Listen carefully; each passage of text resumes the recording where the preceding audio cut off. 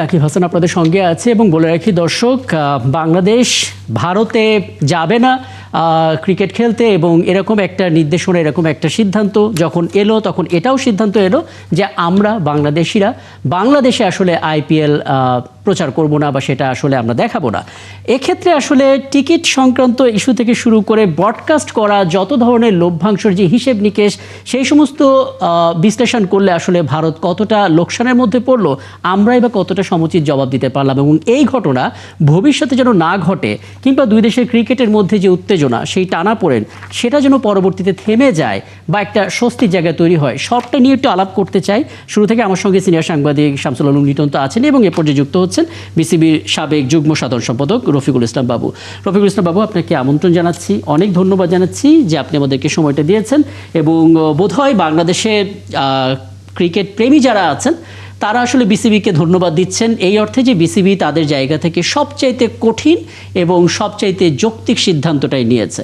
এখন অনেকেই হিসেবটা করছেন, আইপিএল হয়তো আমরা টেলিভিশনে প্রচার করব না, কিন্তু ইউটিউব বা কোনো মাধ্যমে যদি সেটা প্রচারিত হয়ে যায়, তাহলে আমাদের দিক থেকে কমিটমেন্টটা কতটা আমরা রাখতে পারলাম। আর দ্বিতীয় বিষয় হচ্ছে, আমাদের এখানে ভারতের একটা বিশাল বড় বাজার আছে, স্পেশালি আইপিএলের ক্ষেত্রেও, যদিও এই ব্যাপারটা নিয়ে খুব বেশি আসলে উল্লেখ করে না বা তারা প্রকাশ করে না। আমরা আসলে সেই বাজারটাতে তাদেরকে কি আদৌ লোকসানের মধ্যে ফেলতে পারলাম কিছুটা হলেও, বা মানে সেই সম্ভাবনাটা তৈরি হলো কিনা, আপনার বিশ্লেষণটা শুনতে জানবো, তারপর এগোবো। জি, ওকে, ধন্যবাদ। আমি শুরু করছি। আসলে বর্তমানে বাংলাদেশ ভারত ক্রিকেট নিয়ে যে উত্তেজনা সৃষ্টি হয়েছে, এই উত্তেজনাটা কিন্তু বাংলাদেশের তরফ থেকে হয়নি। এটা একটি ঘটনাকে কেন্দ্র করে যেটা হয়েছে, সেটাকে রাজনীতি এবং ধর্মীয় ব্যাপারে কিন্তু ইনভলভ করা হয়েছে, যেটা মোটেও ক্রিকেটের জন্য শোভনীয় নয়। অনেকে এটা মৌলবাদী মব বলছে আর কি। না, একেবারে একেবারে এই জিনিসটা ঠিক হয়নি। কারণ ভারত যে সিদ্ধান্ত নিয়েছে, সেটা এরকম বিচ্ছিন্ন ঘটনা কিন্তু ইন্ডিয়াতে প্রচুর হয়ে থাকে। বাংলাদেশে যেটা হয়েছে সেটাকে কেন্দ্র করেই কিন্তু আমাদের দেশের সেরা খেলোয়াড় মুস্তাফিজকে তারা আইপিএল এ বাদ দেওয়ার জন্য রিকোয়েস্ট করেছে। কে যে দলে সে খেলবে বলে ঠিক হয়েছিল, সে দলকে তারা নোটিশ করেছে, যেটা ক্রিকেটের জন্য একেবারে বাজে জিনিস। এবং এটার প্রতিবাদ স্বরূপ কিন্তু বাংলাদেশ সরকার, বর্তমান ইন্টারিম গভর্নমেন্ট এবং বাংলাদেশ ক্রিকেট বোর্ডও বসে নেই, তারাও কিন্তু সিদ্ধান্ত নিয়েছে যে বাংলাদেশ বিশ্বকাপে ভারতে দল পাঠাবে না। এবং পাশাপাশি আইপিএল যে লাইভ টেলিকাস্ট, বাংলাদেশে যে প্রচুর একটা মার্কেট আছে, সেই দর্শকরাও কিন্তু এই খেলা থেকে মানে দেখা থেকে বিরত থাকবে। অর্থাৎ এই খেলাটা বাংলাদেশে সম্প্রচারিত হবে না। আপনি যদি অর্থনৈতিক ব্যাপারে আপনি হিসাব নিকাশ করেন, সেটা কিন্তু বড় মুখ্য বিষয়।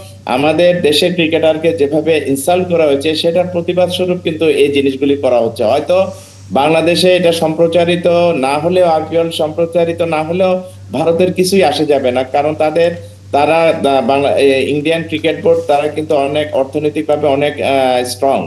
কিন্তু আমাদের রফিকুল ইসলাম বাবু, এটা আমরা বরাবরই শুনে আসি, মানে ভারতের ক্রিকেট বোর্ড রীতিমতো মোড়লের ভূমিকা পালন করে ক্রিকেটের যে জগৎ, সেই জগতে। এবং আমরা দেখতে পেলাম পাকিস্তান আসলে ভারতের সঙ্গে তাদের দেশে দ্বিপাক্ষিক কোনো ম্যাচেই যায় না, ভারতও পাকিস্তানের সঙ্গে ম্যাচ খেলে না।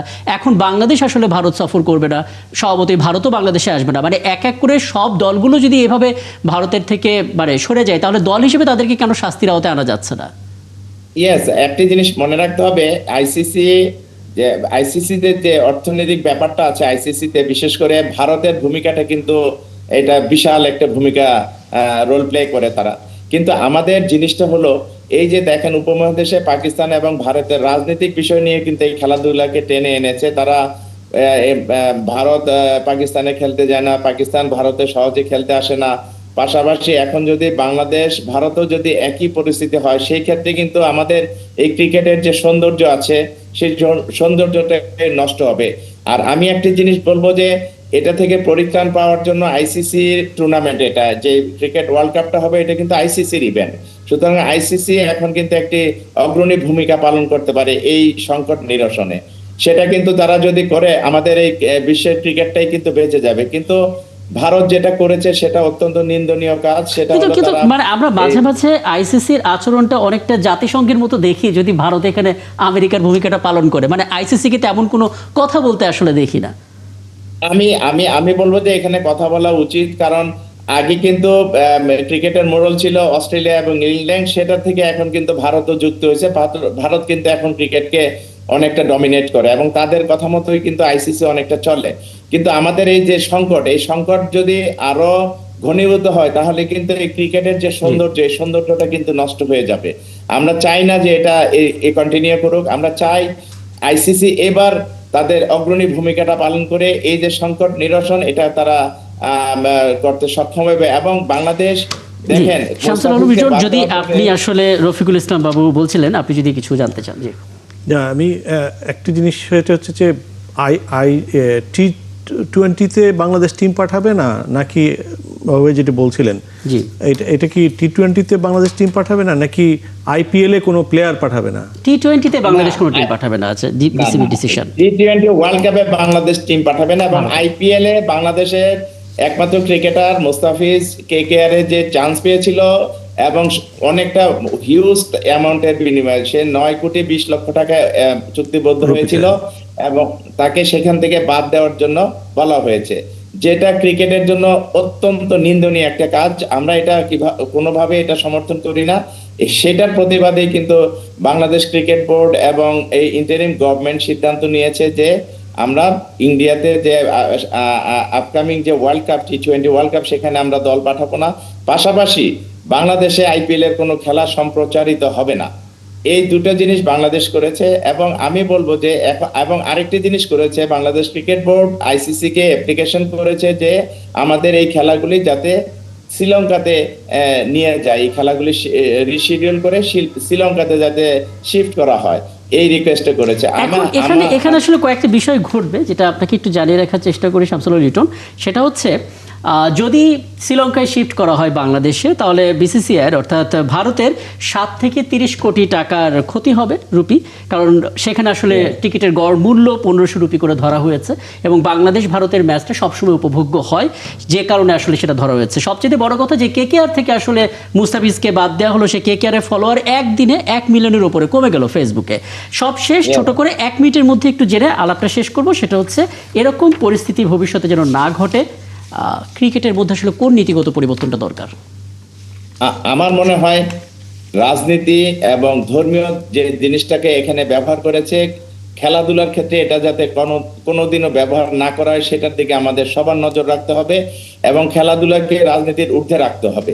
আমাদের যদি এই রাজনীতিটা এই রাজনীতির কারণে যদি খেলাধুলা এভাবে বন্ধ করা হয়, তাহলে বিশ্বের যে বিভিন্ন দেশের সাথে বিভিন্ন দেশের যে বৈরী সম্পর্ক আছে সেটার ক্ষেত্রে কোনো খেলাধুলাই কিন্তু অনুষ্ঠিত হতো না।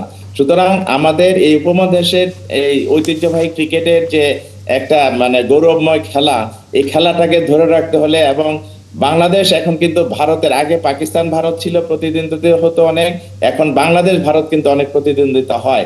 সুতরাং এই ক্রিকেট খেলাকে ধরে রাখতে হলে এটা আমাদের পারস্পরিক সম্পর্ক যদি আমরা বজায় রাখতে চাই, সেই ক্ষেত্রে কিন্তু আমাদের আইসিসির, এবং যেহেতু এই সংকটটা ভারত শুরু করেছে, ভারতীয় ক্রিকেট বোর্ডকে উদ্যোগ নিতে হবে যাতে এই ধরনের আর ভবিষ্যতে এই ধরনের সংকট সৃষ্টি না হয় এবং ক্রিকেটের যে সৌন্দর্য সেটা যাতে ফিরে আসে। অনেক ধন্যবাদ রফিকুল ইসলাম বাবু, এই রাতে আপনি আমাদেরকে সময়টা দিয়েছেন, কারণ অনেক ক্রীড়াপ্রেমী যারা আছেন তারা আসলে এই খবর দিকে নজর রাখছিলেন এবং তারা আসলে খুশি হয়েছেন বিসিবির যে সিদ্ধান্ত, সেই সিদ্ধান্ত। এখন দেখা যাক সামনে কি ঘটে। অনেক ধন্যবাদ আপনাকেও।